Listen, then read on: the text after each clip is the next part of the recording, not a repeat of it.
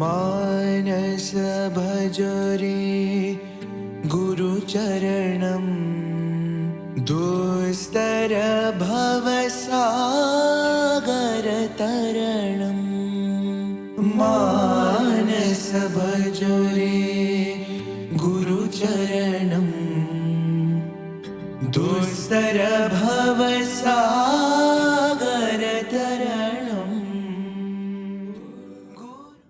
Humble pranams at the Divine Lotus feet. Sai Ram, brothers and sisters, Sai Ram.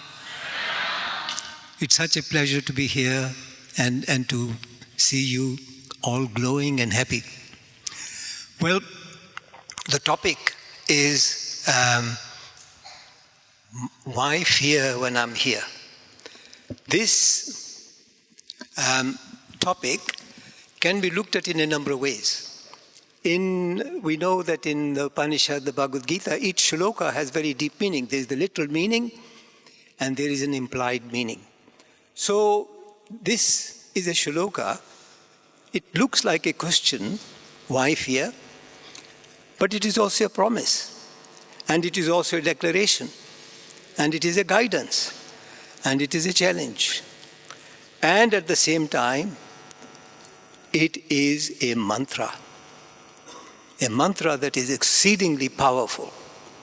Now, there are many kinds of fears. There is the bodily fear of harm, of death, of injury. There is the insecurity of insufficiency, the fear of public speaking, fear of disasters. Then there are global fears. So there are all kinds of fears. The fear of, Swami says that this is the age of fear and anxiety, and that we need to create Shanti, because this is the age of Ashanti. I trained as a surgeon, a logical positivist, not exactly a non-believer, but very heavily dependent on logic for understanding. And for a hard medical scientist to become a soft-hearted devotee has been challenging. So I'm going to talk about personal experience. There may be some experiences that you have either read about or heard from me, and I beg I beg you for your indulgence if that is the case. Now, in this journey to Sai, to Satya Sai consciousness, I have been guided with a gift.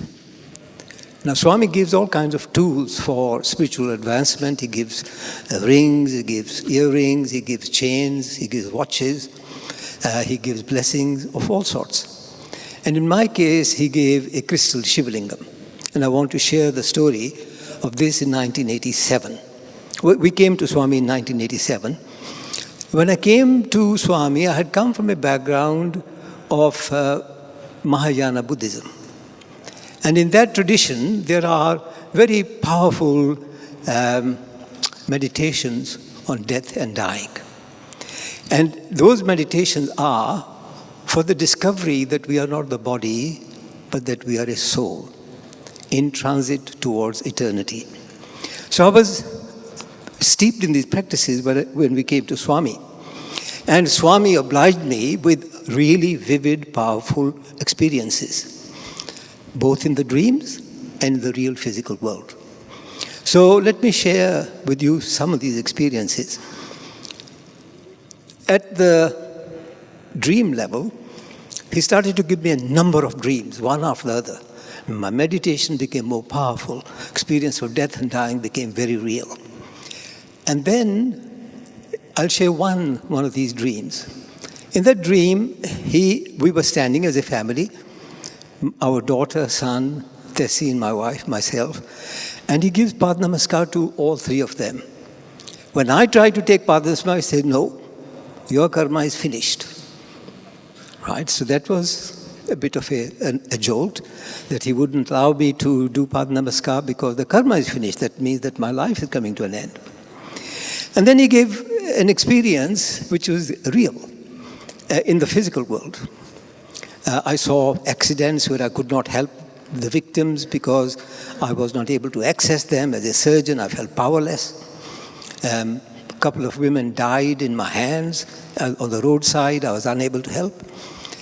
And at one stage, quite an unknown or very relatively unknown fellow who was a palmist knocked on our door on a Sunday morning, came in, and so we invited him in. We didn't know what business he had. He sat down and he said, "I will look at your palm." So I gave him my palm, and he shook his head and he said, "Oh, fatal accident." I said, "When?" He said, "Soon, soon." So I felt like giving him that accident, but I didn't. Anyway, Tehseen would not accept this, so she went to Prashanthi. She was given an interview, and she said to Swami, she's very confrontational when roused. So she said to Swami, "Why are you giving my husband all these dreams?" And Swami said, "What dreams?" He said, "Sure, he thinks he's going to die." He said, "No, no, no, no. He's not going to die. Look, I'll give you a Shivalingam, you take it to him, let him the water, let him do the puja and have water, and as you see, I'm standing in front of you alive."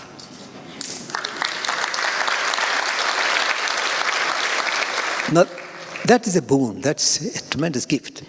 Second experience of fearlessness was at the first conference in Prashanthi Nilayam on parenting, values parenting. Tehseen and I were asked by our brother Hira to organize this conference. So we organized this conference, and that went very well. But at the end of the conference, there's going to be a valedictory talk by Swami.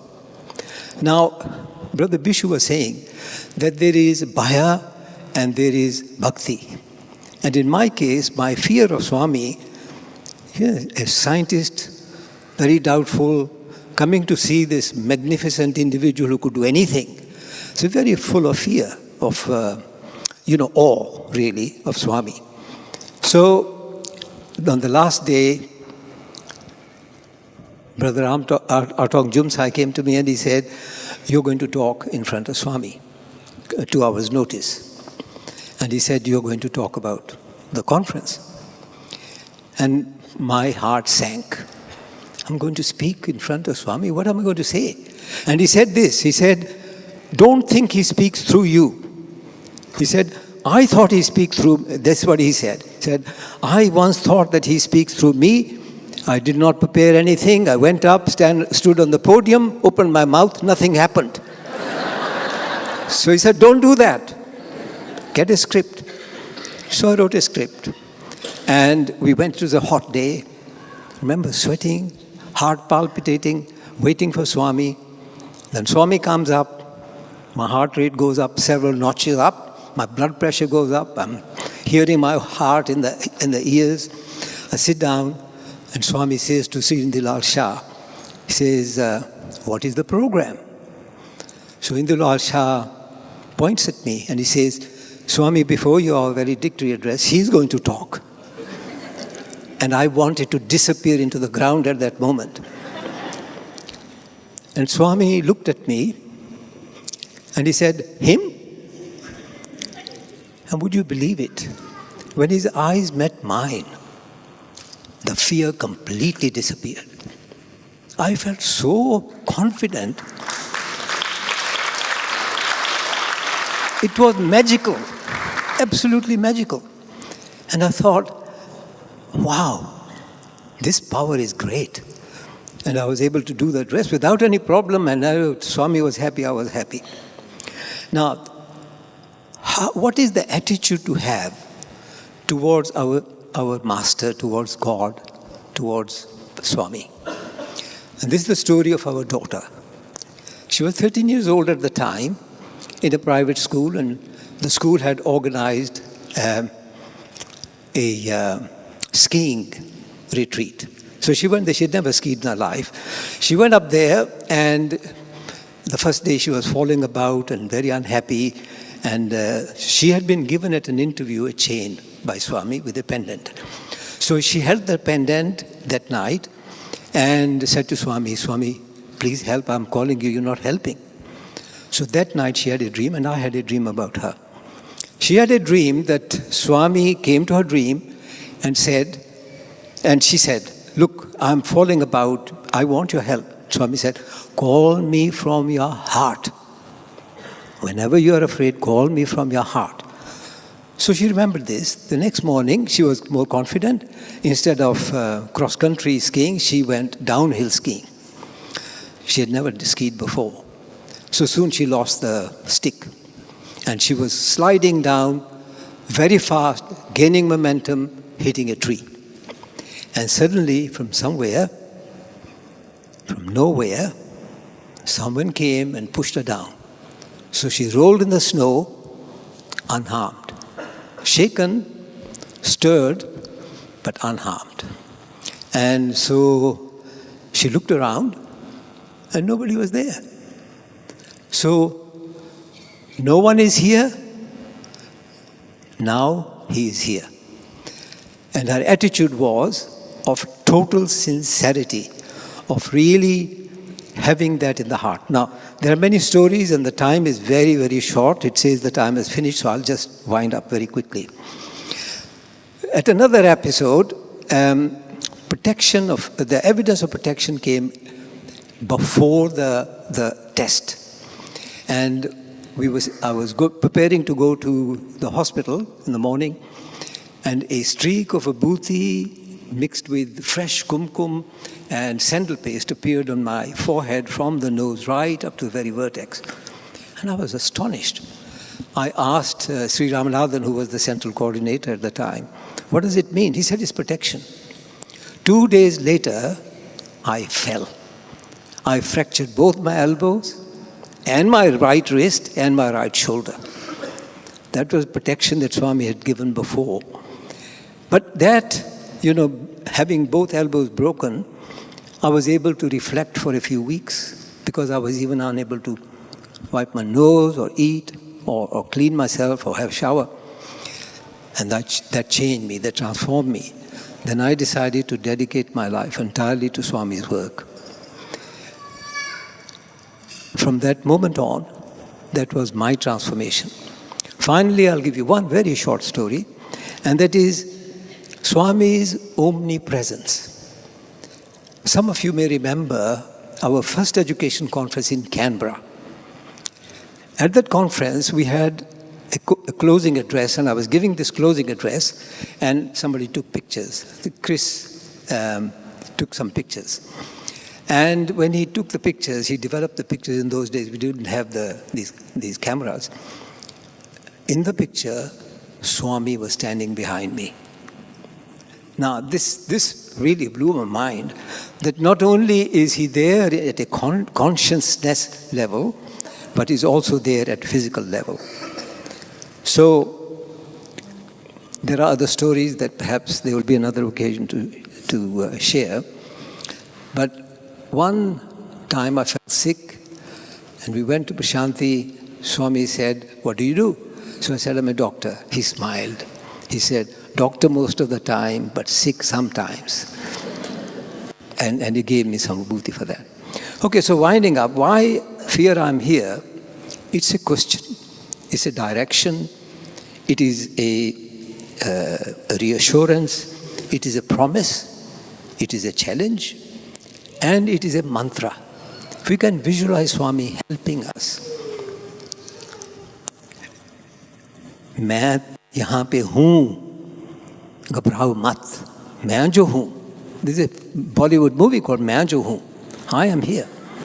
So I think if we can think of that and say Swami is here, wherever we are, whatever time of the night or day, Swami is there. He is the repository of all the knowledge, all the wisdom, all the power, all the Shakti, all the victories, all the triumphs. And if we can remember Him when we need Him most, you can rely on Him, He will be absolutely there. Sai Ram.